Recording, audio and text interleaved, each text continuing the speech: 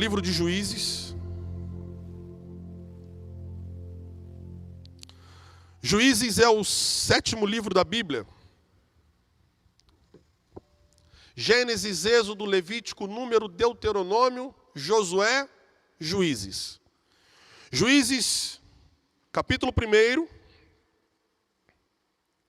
Nós vamos ler do verso de número 1 até o verso de número 7. E diz assim a palavra do Senhor.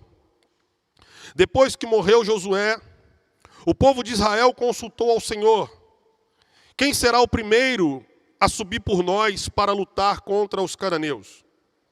O Senhor respondeu: Judá subirá. Eu entreguei a terra a ele. E disse Judá a seu irmão Simeão: venha comigo ao território designado para mim, para que lutemos contra os cananeus. E da mesma forma eu irei com você ao seu território. Então Simeão foi com seu irmão, verso 4, e subiu Judá, e o Senhor entregou os cananeus e os ferezeus em suas mãos. Os habitantes de Bezeque, eles mataram 10.000 homens. Em Bezeque, eles encontraram Adoni-Bezeque e lutaram contra ele. Eles mataram os cananeus, os ferezeus, mas Adoni-Bezeque fugiu. Eles o perseguiram, capturando-o, cortaram os polegares de suas mãos e dos seus pés. Verso de número 7.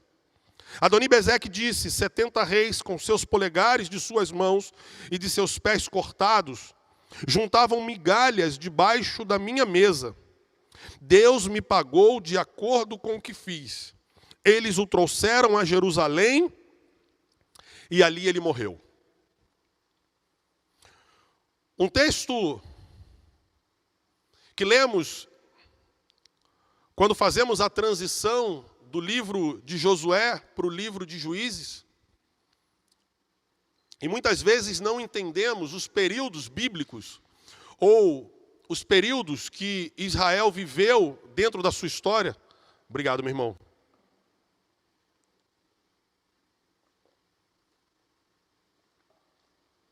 E o livro de Juízes é um dos piores momentos, ou relata um dos piores momentos que Israel viveu em toda a sua história. O livro de Juízes é um livro de transição. E nós vamos ver que, por ser o pior momento que Israel estava vivendo, porque Israel ele sai de um momento glorioso, onde tinha sido conduzido por Moisés, da libertação do Egito à terra prometida. Quando Moisés morre, o povo fica preocupado, e não é difícil de entender, porque um homem que falava com Deus face a face, um homem que entrava na tenda do concerto, um homem que recebeu as orientações de Deus a respeito de tudo que Israel deveria fazer para viver em santidade e andar na presença do Senhor. Moisés era um homem íntimo com Deus. Deus dava detalhes.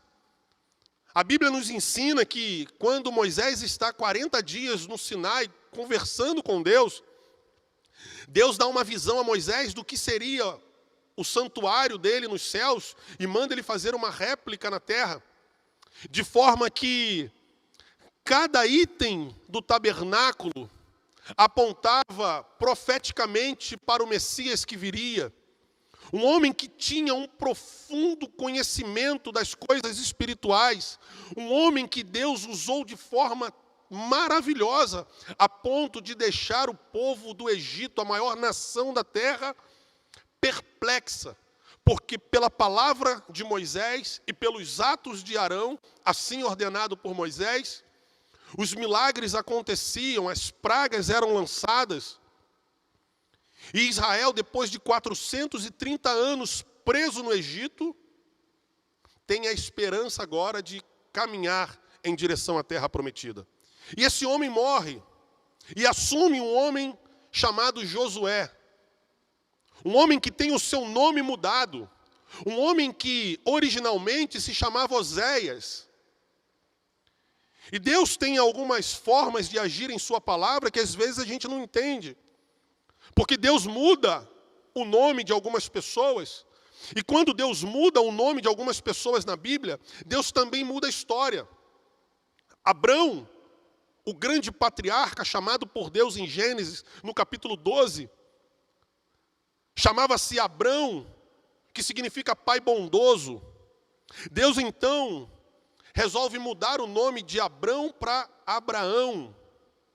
E ele deixa de ser um pai bondoso e passa agora a ser o pai de uma grande nação. E não é diferente com Josué. O texto diz que quando eles vão espiar a terra,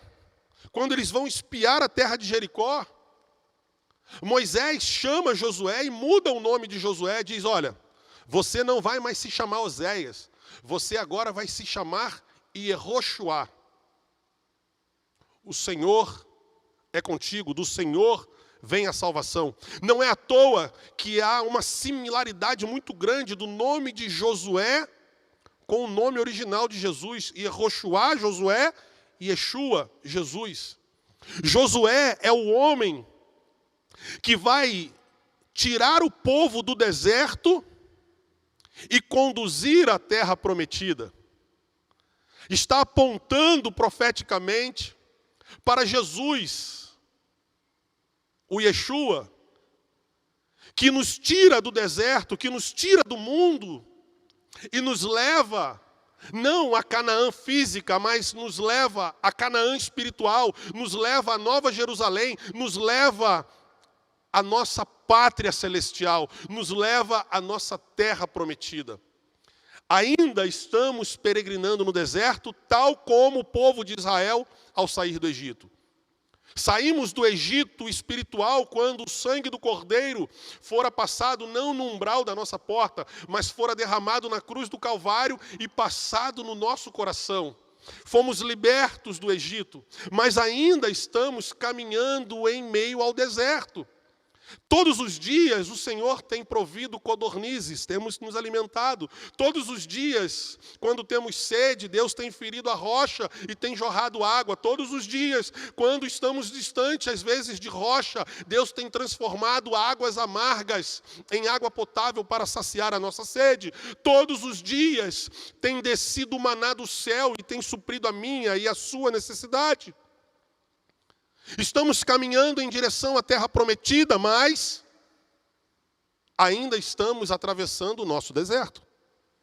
E esse homem que assume, após a morte de Moisés, Josué, ele tem uma missão muito dura de substituir, e como é difícil substituir alguém que foi grandemente usado por Deus, mas a missão precisa continuar.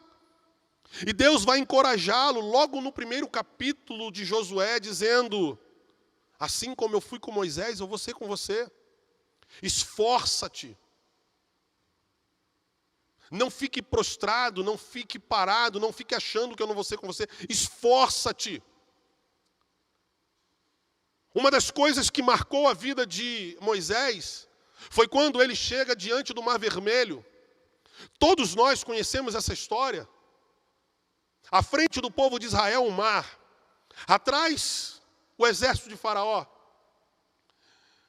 Moisés então clama a Deus e Deus vai dizer para Moisés, Moisés, por que clamas a mim? Diga ao povo que marche. Não é hora de parar. O mar está na tua frente fechado. Marcha. Marchar é atribuição de vocês. Abrir o mar é atribuição minha. E marca a vida de Moisés, não só as 10 pragas que caíram no Egito, mas a abertura do mar para Israel passar a pé enxuto. E Deus, para mostrar ao povo que estava com Josué, e para mostrar para Josué que a missão que ele tinha era muito grande, agora eles não estão mais diante do Mar Vermelho, mas eles estão diante do rio Jordão. O Jordão estava em cheia, o rio estava com o seu leito alto, a multidão que vinha de 3 milhões de pessoas. Só para os irmãos terem uma ideia, em São Gonçalo nós temos aproximadamente 1,5 milhão de habitantes. Em todo o município de São Gonçalo. E o povo de Israel que saiu do Egito, eram 3 milhões, sem contar mulheres e crianças. Uma multidão E Deus diz, olha, como eu fui com Moisés, eu serei com você. O texto diz que Josué convida o povo a se santificar. Santificai-vos, porque amanhã o Senhor fará maravilhas no meio de vós. A arca da aliança vai à frente, a presença de Deus, a arca do testemunho, como falamos um pouco mais cedo. E quando os levitas tocam, quando eles entram na água, o texto diz que o mar não vai se abrir, mas ele vai ser represado. O rio Jordão ali, ele vai ser represado, vai criar uma muralha de água. E a muralha foi tão alta que o povo de Jericó foi capaz de vê-la. E assim como Deus abriu para que Israel passasse a pés enxutos lá no Mar Vermelho, Deus faz também com Josué lá no rio Jordão e o povo atravessa a pés enxutos.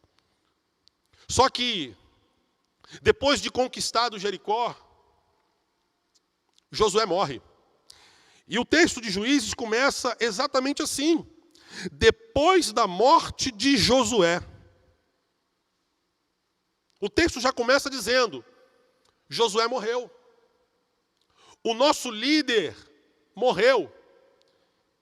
E um dos maiores erros que Josué cometeu em sua trajetória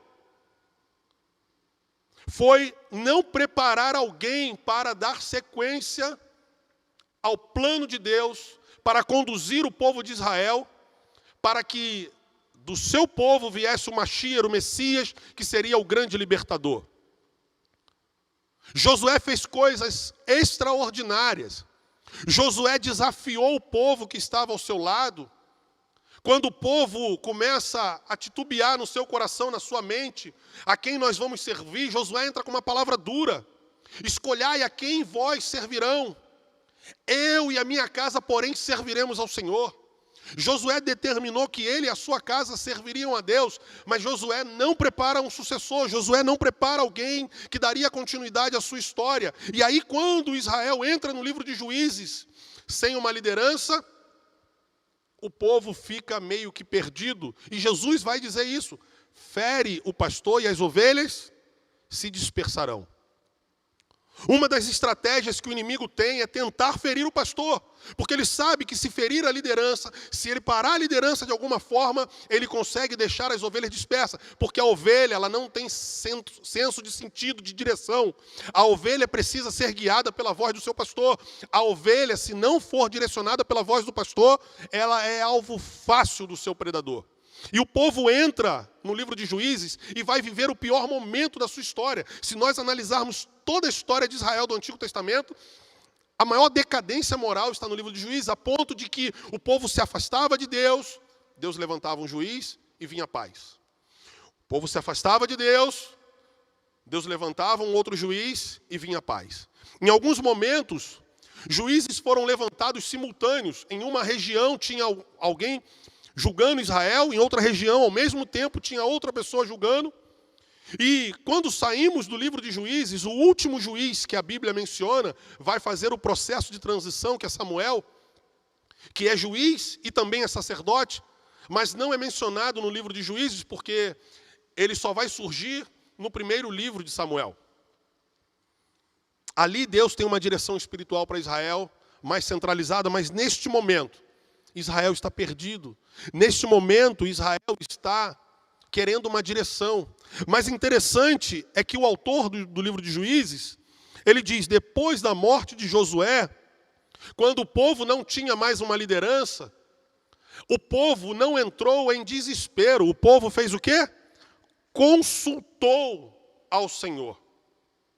No momento de perda, no momento em que as nossas bases são abaladas, os nossos alicerces, as nossas estruturas, no momento em que tudo parece sem um sentido e sem uma direção, nós precisamos aprender com este texto que Israel não criou polêmica, não criou contenda, Israel consultou ao Senhor.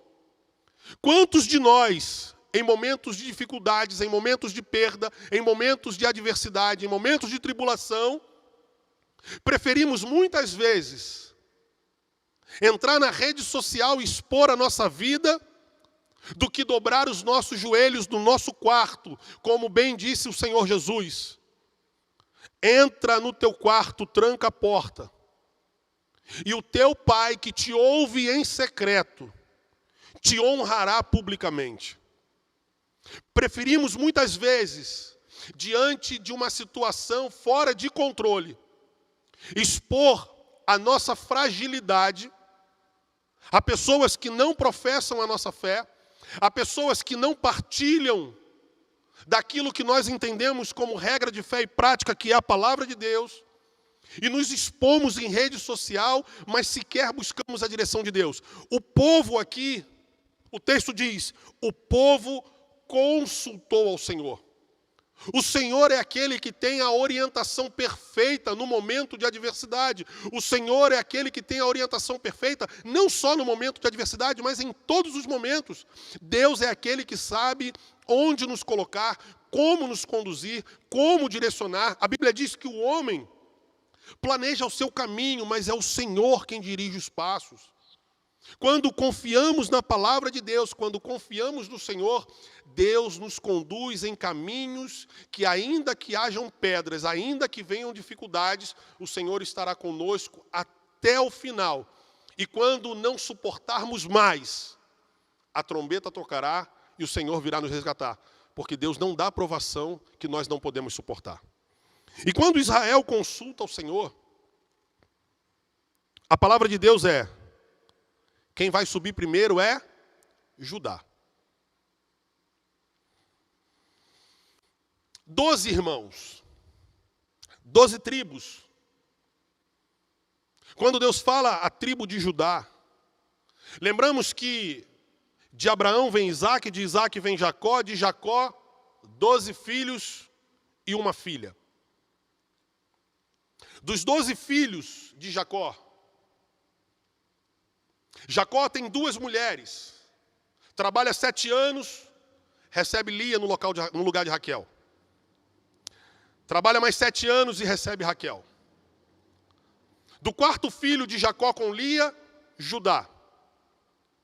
E quando nós chegamos no livro de Juízes, nós vamos ver que é da descendência do 4º filho de Jacó com Lia, que Deus está dando a ordem, é Judá que vai subir primeiro. Não Judá, porque Judá já havia morrido há muito tempo, mas os descendentes de Judá. Judá, o mesmo que vendeu o seu irmão José. E às vezes a gente lê isso lá no livro de Gênesis e não entende. Porque Judá é o mesmo Judas que vem de Jesus. O nome Judá e Judas é a mesma coisa. Judá vende o seu irmão, apontando para Judas, que venderia o seu irmão no Novo Testamento. Mas esse mesmo Judá, quando chega lá no Egito e vê José como faraó, como o segundo governador, como o segundo homem de Faraó, esse mesmo Judá vai ter a sua vida transformada, o seu coração virá de um arrependimento tão grande, que ele vai dizer para José, o seu irmão, sem saber que era seu irmão: não deixe o meu irmão preso, meu pai não suportaria.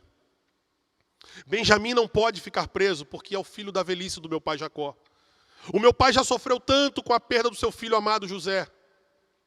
Começa agora a reverberar no coração de Judá um arrependimento. E ele diz: não, eu ficarei no lugar do meu irmão. Deixa meu irmão voltar para meu pai e eu fico no lugar do meu irmão. Quando Judá, que havia traído, o Judá traidor que vendeu o irmão, agora é o Judá que está disposto a dar a vida pelo seu irmão. Aquele que era tido como traidor, agora com arrependimento genuíno, Deus fará vir dele o Messias, aquele que não dará a vida somente por um, mas aquele que dará a vida por toda a humanidade. E Jacó, em seu leito de morte, ele vai abençoar Judá e vai dizer: tu serás como um leão que destroçará as nações, e o cedro real jamais se apartará da tua casa. Jesus vem da linhagem de Judá. o leão da tribo de Judá. E quando Israel consulta Deus, e agora quem vai nos liderar? Imaginem uma casa com 12 irmãos. Imagina que o líder morreu. E agora 12 irmãos vão ter que competir quem agora vai, de qual clã, de qual liderança virá aquele que irá conduzir o nosso povo. Talvez se o povo de Israel tivesse feito uma escolha entre eles, não teriam tido uma escolha assertiva. Mas eles colocam as suas vontades pessoais de lado, colocam seus interesses pessoais de lado e vão consultar ao Senhor. Porque a resposta certa, ela vem dos lábios do Senhor. E quando consultam, Deus diz, Judá. Só que Judá entende que não dá para fazer nada sozinho. E aqui o texto nos ensina uma outra lição. Sozinho, meu irmão, minha irmã, você não consegue fazer absolutamente nada. Somos seres sociais, precisamos uns dos outros. Jesus, sendo Deus, separou 70 e depois 12 apóstolos para andar ao seu lado, para difundir a mensagem do Evangelho. E muitas vezes nós queremos fazer tudo sozinho. E quando Deus diz, Judá vai subir primeiro. Verso 3. Disse Judá a seu irmão Simeão, venha comigo.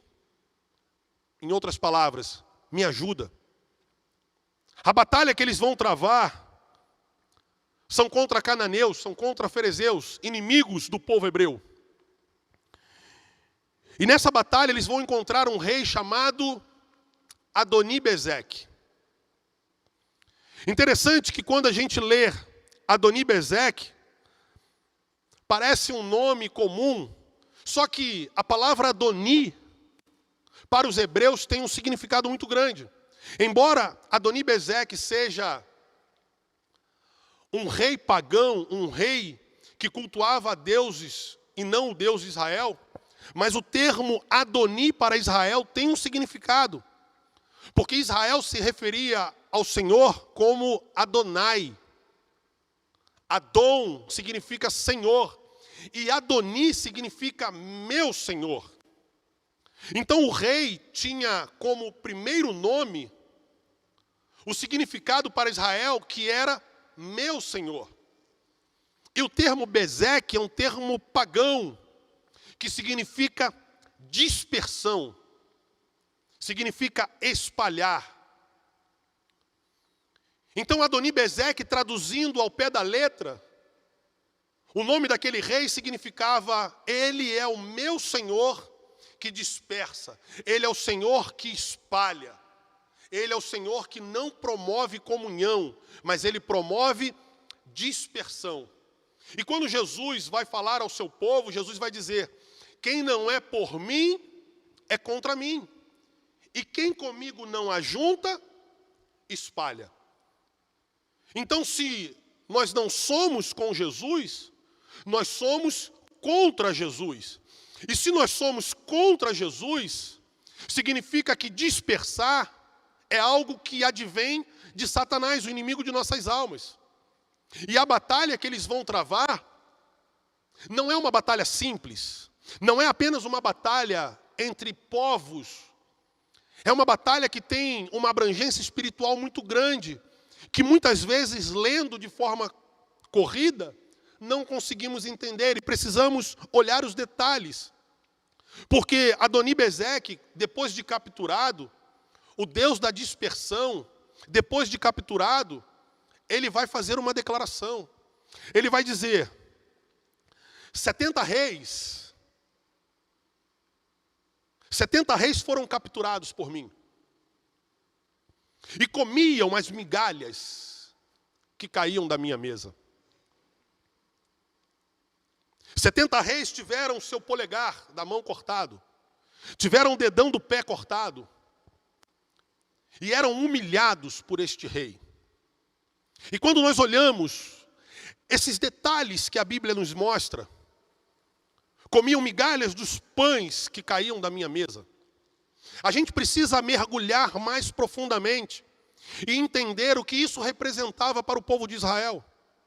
Quando Deus faz o tabernáculo, eu disse que Deus mostrou a Moisés, para que Moisés fizesse uma réplica na terra daquilo que ele viu no céu, de como Deus queria ser adorado pelo seu povo, de como Deus queria se encontrar com o seu povo. Havia o pátio do tabernáculo, o lugar santo e o lugar santíssimo. O lugar santíssimo era onde ficava a arca do testemunho, a arca da aliança. No lugar santo, do lugar santo para o lugar santíssimo havia um véu que separava. Somente o sumo sacerdote podia entrar no lugar santíssimo. Mas os filhos de Arão, os descendentes de Arão entravam no lugar santo. E no lugar santo Deus colocou algumas coisas. Havia o candelabro de 7 braços, que servia para iluminar o lugar santo. E logo no início do Evangelho de Mateus nós vamos ver, quando Jesus se manifesta, o texto diz: o povo que estava em trevas viu a luz, e a luz raiou sobre eles.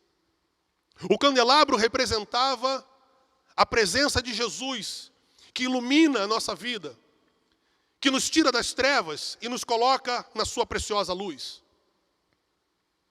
Havia também um local de incenso, que são, o livro de Apocalipse vai descrever que o incenso são as orações dos santos subindo aos céus.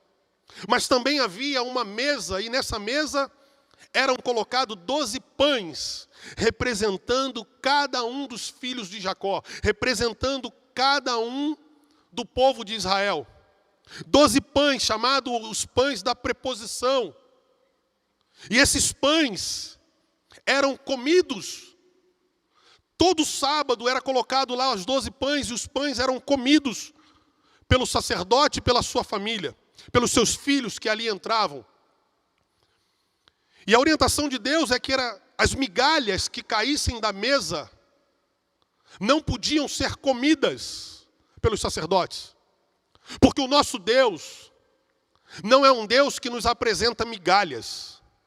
O nosso Deus é um Deus que nos apresenta aquilo que é de melhor e nos alimenta com aquilo que tem de melhor. A Bíblia diz que nós comeríamos o melhor da terra.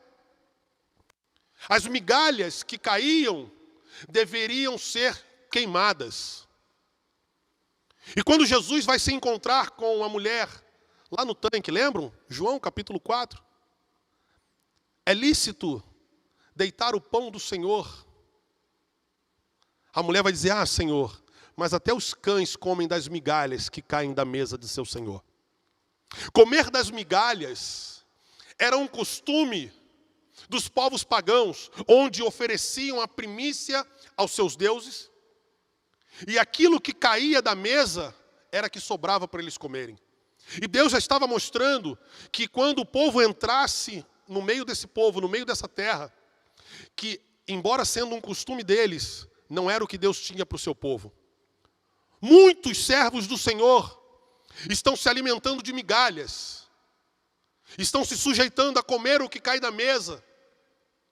Mas através de Jesus você foi colocado, meu irmão, minha irmã, como sacerdote. Deus não quer que você coma as migalhas que caiam da mesa. Deus quer que você coma os pães, o alimento, o pão vivo que desceu do céu. Deus quer que você tenha o melhor sobre a tua vida, sobre a tua casa, sobre a tua família. E o rei Adonibezeque, ele vai dizer: 70 reis comiam das migalhas que caíam da minha mesa. Porque é isso que o diabo quer fazer. O diabo quer te oferecer migalhas.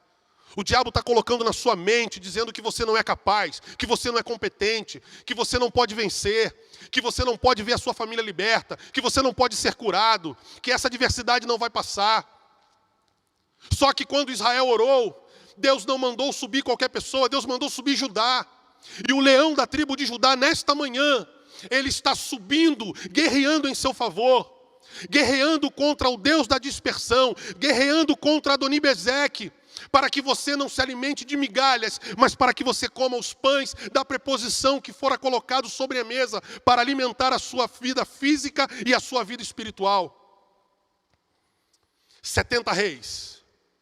Interessante que quando Israel sai do Egito, Lembrem que a gente está na transição. Eu disse que o livro de Juízes é um livro de transição, da liderança, da libertação, agora para o momento em que Deus vai entrar com providência na vida do povo de Israel. E a próxima transição que vai viver é Samuel sendo sacerdote e sendo juiz. Israel agora vai sair de um governo teocrático, onde Deus conduz o povo, e vai entrar num governo monárquico. Saul será eleito. O povo clama e Deus vai dizer: levanta Saul, coloca Saul como rei. Quando Israel sai do Egito, muitos pensam que só saiu hebreu. Só que quando nós olhamos a festa de Pentecostes, quando Deus entrega a lei, quando Deus outorga a lei no Sinai, nós vamos ver, o texto fala claramente que haviam 70 nações, 70 etnias, povos que viviam no Egito e que foram tão impactadas pela presença e pelo poder de Deus, quando viram a glória de Deus se manifestar, puderam sentir a presença dos santos.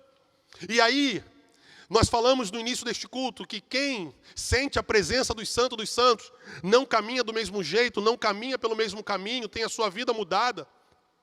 Essas 70 nações que estavam no Egito, quando viram o que Deus fez, quando viram como Deus protegeu Israel, se achegaram ao Deus dos hebreus e saíram junto com eles. Então do Egito sai o povo hebreu e saem 70 nações, 70 etnias. Mais uma vez, a festa de Pentecoste lá no Sinai apontava profeticamente para o que aconteceu em Atos 2, a outra festa de Pentecoste, dando início à igreja do Senhor gloriosa, a sua noiva. E tal como foi lá no deserto, haviam também alguns povos, outras etnias, outras nações em Atos 2. E 70 nações estão diante do Sinai junto com o povo hebreu. E o texto diz que eles puderam ver a fala de Deus. Vocês conseguem imaginar? O texto está dizendo que eles viram, eles não ouviram a voz de Deus, eles viram a voz de Deus. Humanamente é impossível você ver a voz de alguém. Hoje, com a tecnologia, a gente sabe que existe aí o closed caption, que a pessoa vai falando e você tem a legenda. Era basicamente o que estava acontecendo. Isso lá no Sinai, sem tecnologia nenhuma.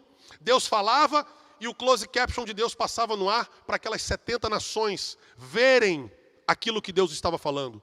A tradução simultânea para que eles entendessem que ele estava se levantando não só como Deus de Israel, mas como Deus de todos os povos, raças, tribos, línguas e nações.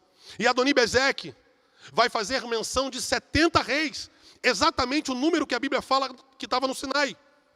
Então, quando lemos que o Deus da dispersão feriu 70 reis, nós entendemos que de forma espiritual, este rei, o rei da dispersão, o Deus da dispersão, colocou prostrado toda a nação, colocou prostrado todos os povos, raças, tribos, línguas e nações, e quis fazer isso com Jesus. Quando Jesus foi tentado, ele disse: tudo isto te darei, se prostrado me adorares. Você só pode dar aquilo que é seu, e a Bíblia diz que o mundo jaz na mão do maligno. Infelizmente, quando Adão pecou, ele deu autoridade a Satanás daquilo que era nosso.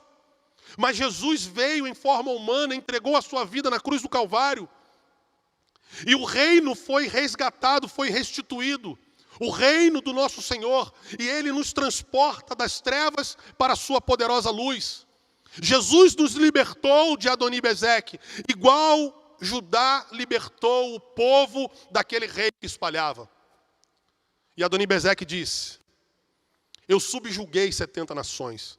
Eu humilhei 70 nações. Mas mais do que isso, eu cortei o dedão da mão e o dedão do pé. Cortar o dedão da mão, mais do que matar, mais do que eliminar um soldado, eliminar o dedão da mão significa tornar o seu adversário impotente. Porque embora não pareça ter nenhuma função, sem o dedão eu teria dificuldade para segurar o microfone. O dedão me dá apoio. E tal como o microfone que eu estou segurando, o dedão dava apoio para o soldado segurar a espada e guerrear. Um soldado sem a sua espada é um soldado facilmente abatido. E não é à toa que o apóstolo Paulo ele vai escrever: procura te apresentar como obreiro aprovado, que não tem do que se envergonhar e que maneja bem a espada da palavra. Quantas pessoas tiveram seu dedão da mão amputado e não conseguem mais manusear a palavra de Deus? São facilmente abatidos porque não conhecem, não conseguem fazer uso da preciosa palavra de Deus, que é a nossa espada. O rei que dispersa, o Deus da dispersão, infelizmente tem amputado o dedo de muita gente e já não tem mais força para guerrear, está prostrado, humilhado. Mas não bastante, ele manda cortar também o dedão do pé. E o dedão do pé, para nós homens, servia na nossa infância para chutar o chão e arrancar o tampo, quando a gente jogava bola. Quando eu jogava, porque hoje nem no videogame eu jogo mais. E parece que, de uma forma anatômica, ele não tem mais função nenhuma. Mas o dedão do pé é o que nos traz equilíbrio ao corpo. Uma pessoa que tem o seu dedão do pé amputado não consegue ficar em pé durante muito tempo, logo fica cansado e cai.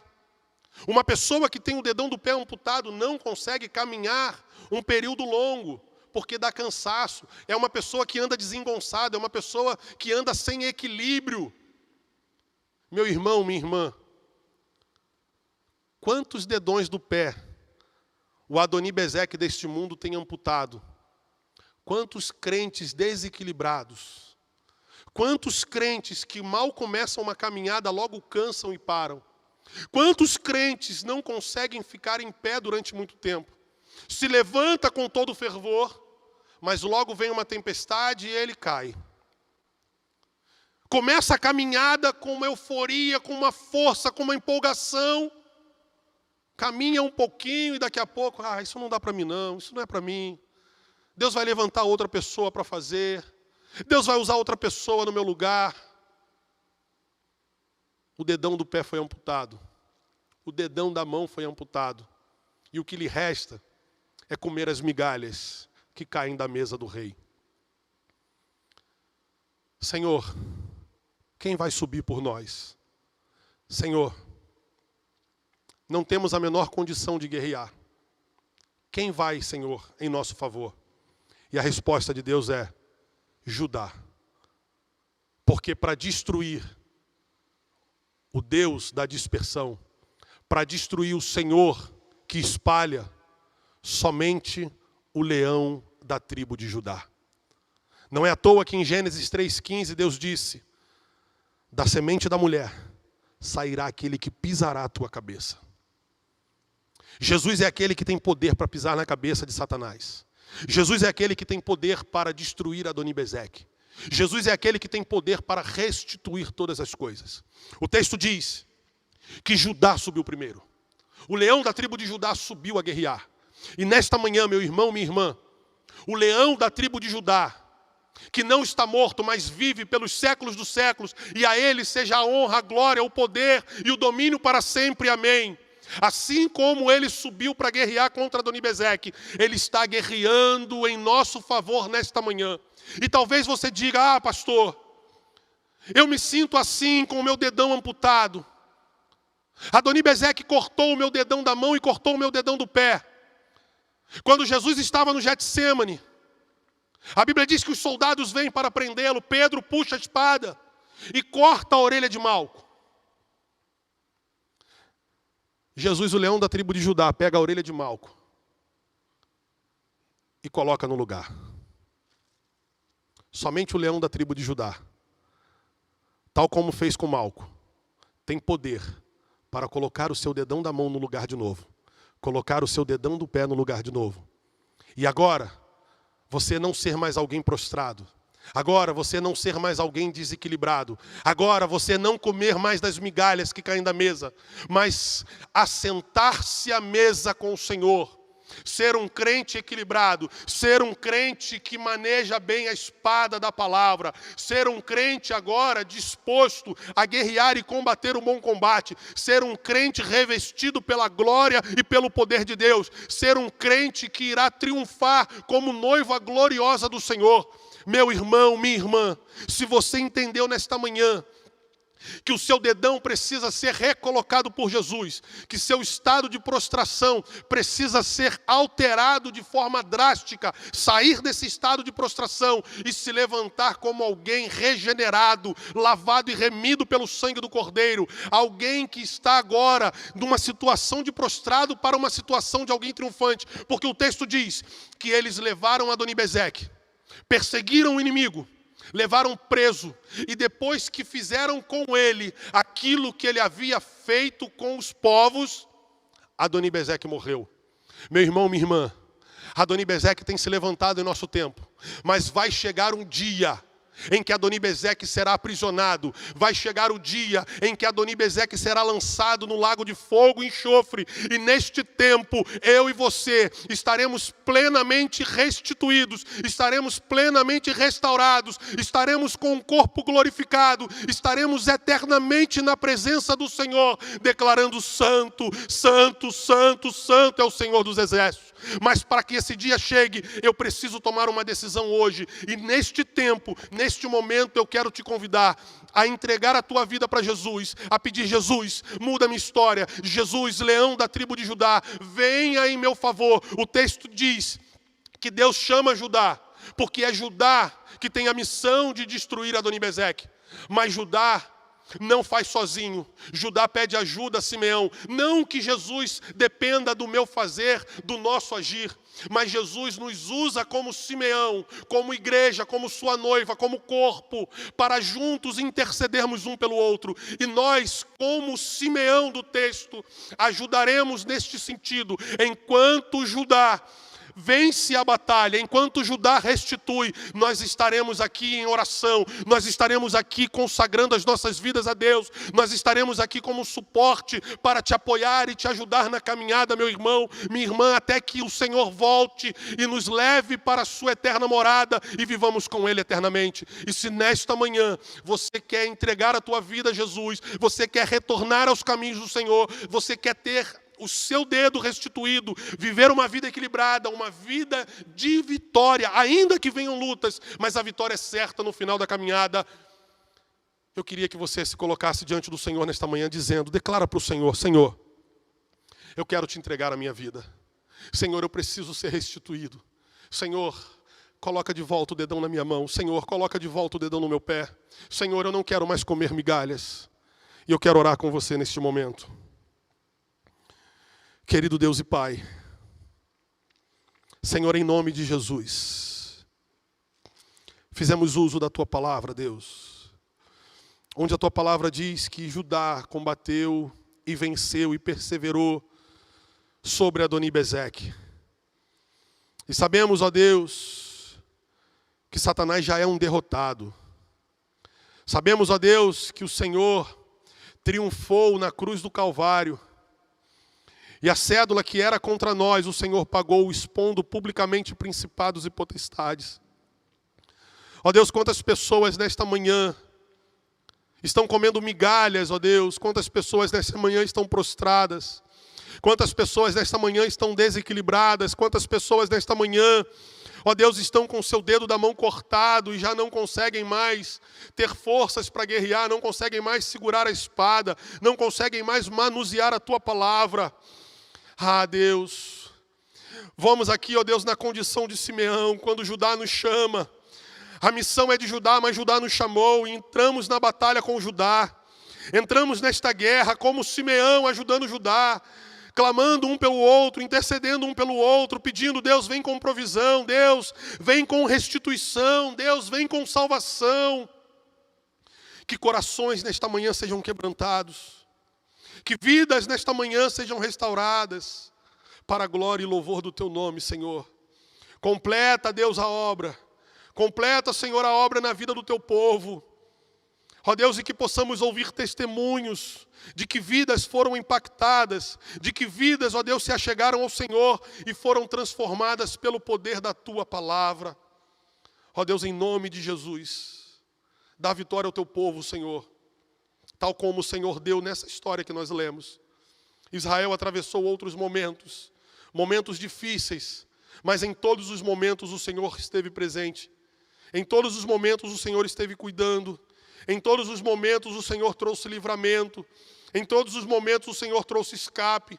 E que não seja diferente nesta manhã na vida do teu povo. Faz a obra, Jesus.